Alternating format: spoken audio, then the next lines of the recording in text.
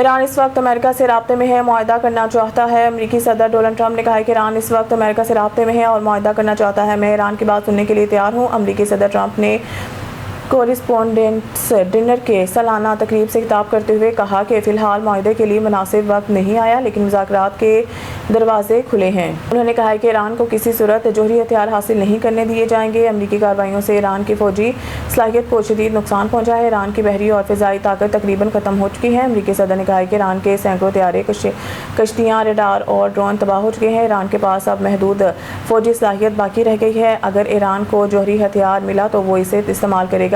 ایران کو جوہری ہتھیار حاصل کرنے سے ہر قیمت پر روکا جائے گا۔ قبل ازیں اوول آفس میں گفتگو کے دوران ڈونلڈ ٹرمپ نے کہا تھا کہ ایران مذاکرات کے لیے سنجیدہ ہے لیکن ڈیل کے لیے تیار نہیں۔ ابھی تک ایران میں بڑے پیمانے پر حملہ کرنے یا نہ کرنے کا فیصلہ نہیں کیا۔ ایران حکام مذاکرات میں اب زیادہ سنجیدگی کا مظاہرہ کر رہے ہیں اور ہر گزرتے دن کے ساتھ زیادہ سنجیدہ ہوتے جا رہے ہیں۔ شاید اس کی وجہ بھی سب پر واضح ہے۔